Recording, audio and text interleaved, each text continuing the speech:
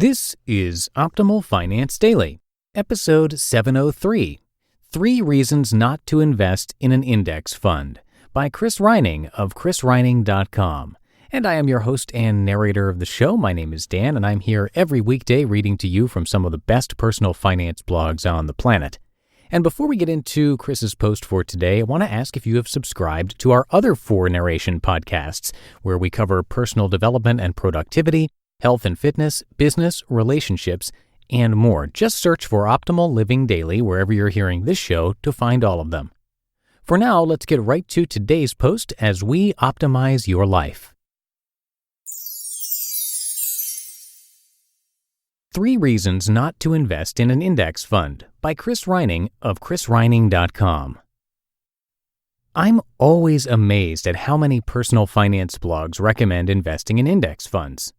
There was a recent post at Money Q&A where Hank asked 12 personal finance bloggers where they would recommend an investor put $1,000.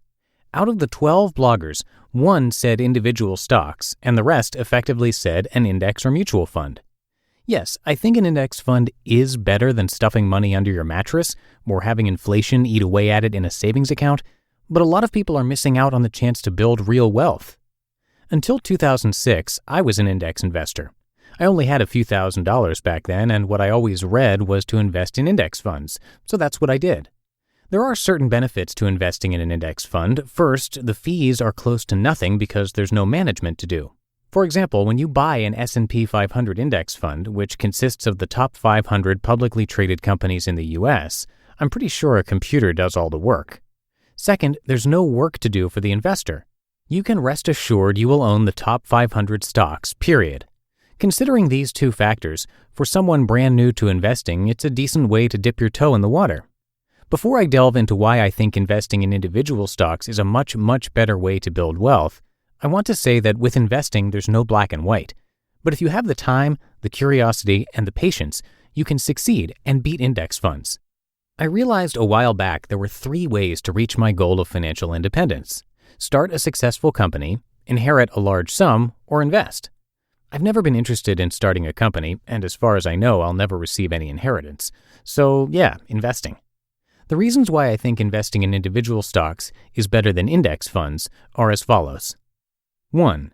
You get the lousy with the great. You don't want to put money into an index fund that represents a cross-section of U.S. businesses, some good, some average, some lousy.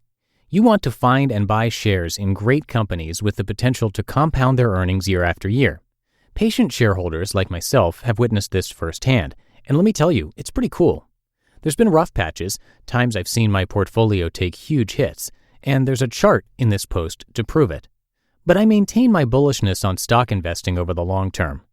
As you'll see if you take a look at the chart, even though I've had some of my businesses go through tough times, my portfolio is always trending up. Not all of my stocks will crush the S&P 500, the benchmark I use, but I think the majority will. 2. Diversification, as you know it, is not good. I believe in diversification, but I believe in it across time, various economic conditions, and by buying shares at better multiples.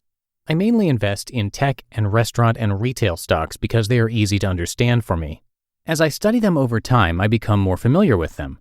I can see what factors affect their share price and what factors affect their earnings, why their guidance changes, how many stores they are going to be able to build to know where they are in their growth cycle. You begin to see patterns. With this knowledge, I am able to exploit the short-term traders, selling on the news or after a weak quarter. I am a long-term investor, so I don't look short-term. I take the long view, and that means 5 years to a decade. A new investor may think that diversifying across industries will protect them from ignorance, and that's a great point.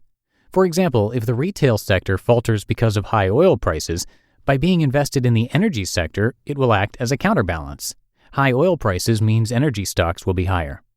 You can get instant diversification with an index fund, but since 2000, funds haven't really done that well. The Fidelity Magellan Flagship Fund has underperformed the S&P 500 in that time. I always thought that the mutual fund companies preached diversifying with funds as a strategy to promote what they were selling. I think you can do just fine with a portfolio of 10 to 20 individual stocks and really crush the S&P 500. 3. Sacrificing returns for perceived safety. Many investors never leave index funds because it's safe, but I think they take this too far. Randomly picking a few companies from various industries is no good either. Frankly, it's downright dangerous. Tech and restaurant and retail is very easy to understand and invest in. That's why I like them. They are predictable, and their prospects are very visible. You do not have to have a lot of stock market skills to do well if you stick to easily understood industries like restaurants, and you can value them based on the price to earnings or PE multiple. I have no idea how to value a biotech company or a semiconductor manufacturer, so I will never invest in one. But a restaurant? That's easy. The bulk of my portfolio is invested in these companies: Apple, Amazon, Chipotle, Coach, Google, Lululemon, Netflix, Priceline, Panera, Starbucks, and Whole Foods.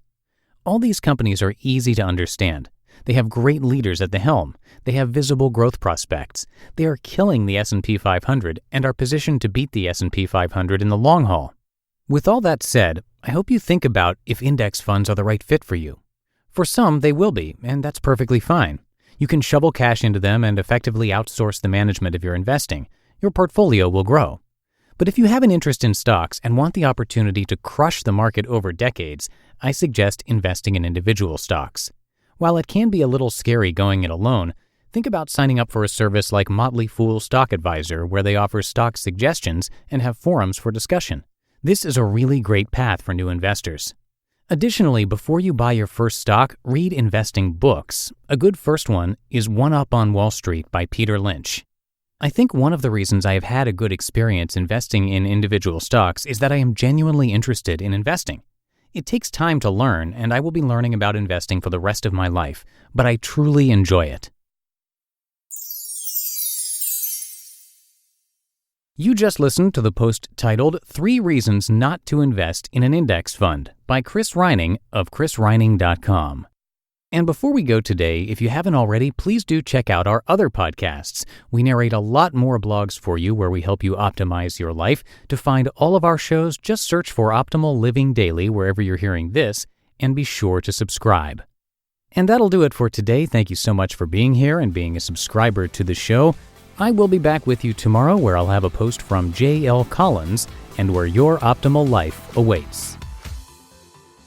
Hello, Life Optimizer. This is Justin Malik, creator and producer of this podcast, but also Optimal Living Daily, the show where I read to you from even more blogs covering finance, productivity, minimalism, personal development, and more from incredible bloggers like Derek Sivers, Zen Habits, Mark and Angel, The Minimalists, and all the ones you hear on this show too. So if you enjoyed today's episode and like taking amazing blogs on the go, come on over to Optimal Living Daily and subscribe to that one too. And together, we'll start optimizing your life. You've been listening to Optimal Finance Daily. Be sure to hit the subscribe button to stay up to date on each new episode and head to oldpodcast.com. That's OLDpodcast.com for a free gift as well as more actionable tips and resources to help you maximize your potential. Thanks for joining us, and remember, your optimal life awaits.